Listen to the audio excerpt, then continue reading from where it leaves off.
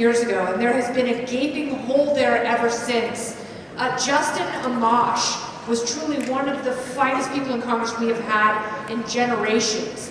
He was transparent, he was forthcoming, he was smart, sometimes he made some very, very hard choices, never missed a vote, and he is now running for Senate in the great state of Michigan. He truly is one of the finest messengers that this movement has ever known. So listen carefully and help him out in any way you can, because we need him. Here is Justin Amash.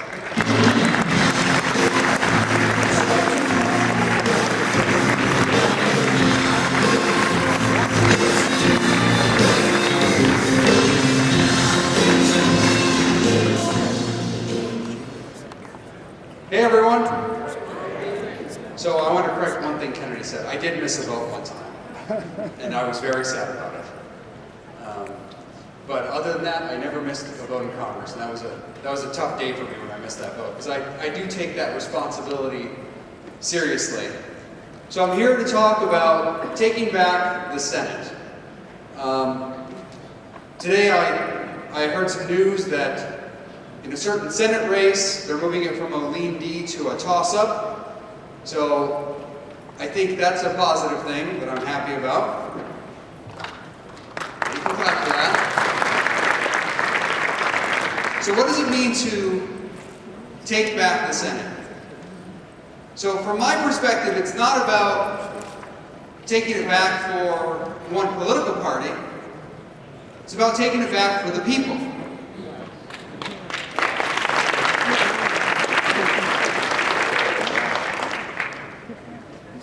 We've heard a lot about saving democracy. People talk about this, they use it as a slogan, saving democracy. We hear it all the time, a lot of times from Democrats. They want to save democracy. Yet the system that we have right now in Congress is not at all representative. It's not representative in any way. In fact, I would say that we have an oligarchy. We have a few people in government who decide everything for everyone. You've all seen it, where the President, the Senate Majority Leader, the Speaker of the House, they decide something in some back room.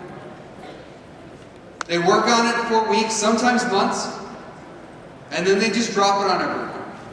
And they say, this is the legislation.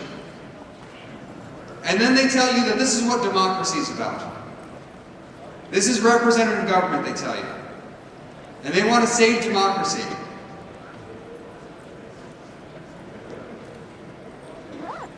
So I want to talk to you today about how do we actually take back the Senate for the people?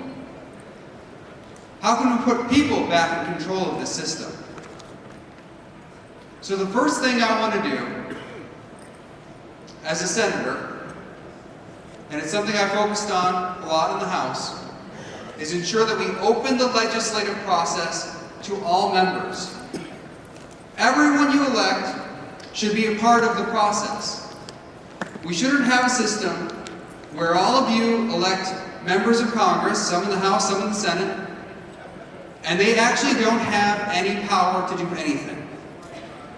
They just have to wait for their instructions from someone else. When I served in the House, to show you how bad it got, there was a 4-year period where not a single amendment was allowed to be offered on the House floor. Not one.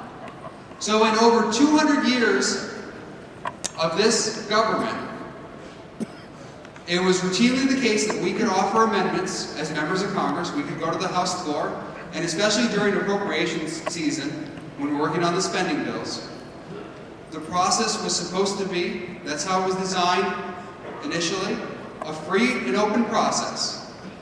If we're working on a spending bill, any member of Congress can come to the floor, they can offer an amendment, and that amendment gets a vote. It doesn't matter whether the leadership likes it or whether they don't like it. It gets a vote. Then, at some point, in the interest of, I guess, what they thought was saving conservatism, Paul Ryan decided he wasn't going to allow us to offer amendments anymore. He said, no, the Democrats are offering a lot of tough amendments. We don't want any of you to have to go on the record on these amendments. So instead, let's just shut down the whole amendment process. And I objected at the time, and I'll tell you that most Republicans in the room supported that. They applauded Paul Ryan for that. And I said this would be used against conservatives, would be used against others to stop us from actually representing the people. And our job when we're elected is to take those tough votes. We're there to take those tough votes. And we should have to take those tough votes. He shut it down. Nancy Pelosi then took the reins, and she went 2 years. In fact, she went 4 years. And after I left Congress, she continued to do it, didn't allow amendments on the House floor. And now, many, many years later, I think there's only been one piece of legislation where they even allowed us to offer amendments on the House floor since Paul Ryan changed the rules way back. I mean, it's almost a decade ago now. So it shows you how broken the process is. We need to open it up. Every member should be allowed to participate and offer amendments and participate in the process to represent you.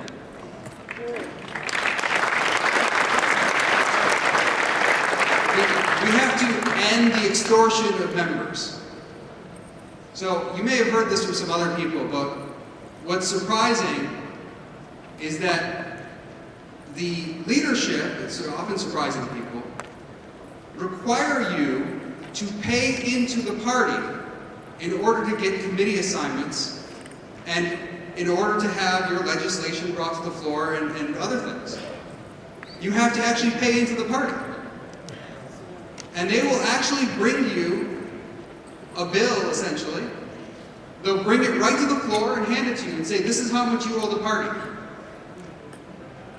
And for those of us who are lower down the totem pole, not in leadership, they might say, oh, you owe $200,000, $300,000. And for some of the people higher up, they might say, pay us $1 million, $2 million. Raise that money for the party. And if you don't do that, they don't put you on the committees you want. They don't bring the legislation you want to the floor. They try to sideline you.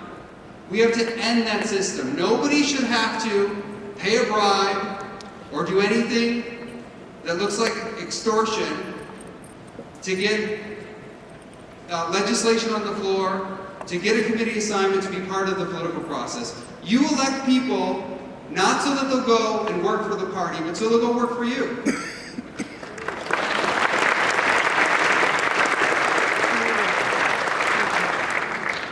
We have to make the bills readable and accessible. And yes, that deserves applause. You've all seen these 1,000-page bills where they write up a bill in the back room. I mentioned this earlier. They write up a bill in the back room. It might be 1,000 pages. One time, I think I was there, and it was something like 5,000 pages. 5,000 pages. And I want you to understand that when a bill in Congress is 5,000 pages, that's not 5,000 pages. That's a lot longer than 5,000 pages because the bill is full of cross-references. So it says things like, in this old act from 1976 on page 7, line 3, amend this. So something might be 5,000 pages, but it's actually referencing a whole bunch of other pages. We've had situations where there are thousands and thousands of pages, and they tell you you have a day to read it. A day to read it. One time, they told us we had half an hour. And they said, take it or leave it, half an hour. Now, some of you I'm sure have run businesses, been involved in business. Would any of you sign a contract, sign an agreement where the person on the other end of it says, hey, here's 5,000 pages, you can review it for half an hour? Nobody would do that. Yet with the federal government, which affects all of us, this is what they do in Congress. So we need to make sure the bills are readable. Can we make them single issue bills? Can we make them simple bills? And then related to that, of course, make sure they read the bills. Our members of Congress have to read the bills. My policy as a member of Congress is that I would not support any bill that I wasn't able to read. If they don't give you time to read it, you vote no. You don't support that legislation. If they think it's so important, they can bring it back up again later. But you don't support legislation that you haven't read. When I was in the House, Nancy Pelosi used to brag about how she would never bring anything to the floor unless she knew it was going to pass. And this is the absolute worst way to govern, in my opinion. The reason we have a legislative branch, the founders were wise about this, the reason we have a legislative branch is so that the people you elect can go, deliberate, debate, discuss, and discover the outcome that reflects the will of the people through that debate and discussion. That's why they send members of Congress there. The people send members of Congress there to discover the outcomes, not to be told the outcomes by someone at the top. So we need to make sure that we allow bills to fail. You put bills on the floor, you allow amendments, and if the amendments don't pass, or the bill doesn't pass, that's perfectly fine. That's the process. That's how we discover the outcomes that have a consensus. Now, they're not always going to be the outcomes that we all like, but it's much better than a few people in a back room deciding everything for everyone. We have to record the votes. Record the votes. I think many of you may know that a lot of times these votes aren't recorded. They just pass something by unanimous consent or a voice vote. In fact, you may remember the multi-trillion-dollar COVID bill. And my friend and colleague at the time, Thomas Massey, who's a real hero for us, and God bless him, he just had a loss in his family. And please pray for Thomas. He's here at this event, and we're praying for him and thinking about him. But Thomas Massey had the courage to go to the House floor and say, no, I'm demanding a recorded vote on this multi-trillion-dollar bill. And you know what they did? They just ignored him. The people in the chair, the leadership, they said, we're not even going to recognize your request. We need to make sure that we record the votes so everyone can see how we vote on everything. And then we need to, my last bit of advice, stop governing by emergency. We allow the president to do so many things under emergency authority. Do you know that there's always an active emergency? That the government is always operating under an active emergency? Constantly. All of these emergencies should be sunset. There should be no ongoing emergencies. That is not the system we have. We have a system of checks and balances, separation of powers. You cannot have a Congress just delegate to the president saying, oh, it's an emergency, and it's going to be an emergency for 20, 30, 40, 50 years. And you just keep doing whatever you want. That is not representation. For those who want to save democracy, well, how about they start with that one? So,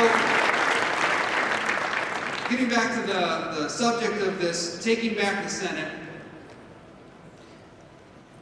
I think as you can see, it's not just about having Republicans in there. I think Republicans are marginally better than Democrats on these issues, but marginally. Marginally. It's not enough just to have more Republicans. We need to have people who actually care about the process. And elections are an opportunity to do this. So when you go to vote for someone, you need to ask them not just how do they vote on the substantive issues, not just will you vote to cut spending, will you vote to end the forever war or stop all the surveillance, not just those issues. You need to ask them how they're going to be on the process. Are you just going to toe the line? Are you going to do whatever the leadership tells you to do? Are you going to vote yes on bills that you weren't given a chance to read? Are you going to vote for leaders who are violating the process, who are violating the ordinary rules of legislation? You can't pick the Senate Majority Leader. The Senate members pick the Senate Majority Leader. But you can pick the people who make up the Senate. So you need to make sure that when you do that, when you think about who to vote for, you ask them not just about the substantive issues, but where are you on process? Because if you can't have a system, if you don't have a system where process is respected, where the rules of the Senate are respected, the rules of the House are respected, and where the Constitution is respected, if you don't have that, then all of the substantive issues you care about, they're going to go by the wayside. You won't have a chance to actually debate those things. So I'll leave you with this. A lot of you hear this and you hear about the corruption and you might ask yourself, is it all worth saving? Is it worth saving? Are we just too far gone? And this will be my answer to you. I think it is worth saving. My parents came to this country as immigrants. And when I was a kid, I learned about the American dream and how amazing this country is and how fantastic our Constitution is. And I want to tell you, I've spent a lot of time studying constitutions around the world, laws around the world, the ways other countries govern themselves. Our Constitution is a miracle. It's a miracle. Now, it's not perfect. There's no such thing as a perfect system. But I'll tell you, it is a miracle. That the founders and the framers of the Constitution put this thing together is a true miracle. And if we lose this Constitution, if we lose this system, I don't think we'll ever get anything back that's even close to it. So I want you to go out there, stand up for the Constitution, stand up for the rule of law, stand up for a system that works for the people. Thank you so much.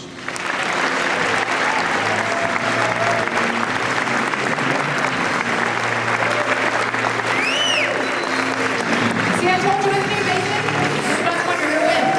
Just Amash for U.S. Senate, representing Michigan, and freedom for all who adore it, and I know you do. Thank you so much for patiently waiting, filling up the room, and being voracious devourers of the messages of freedom and liberty. And I'm so excited to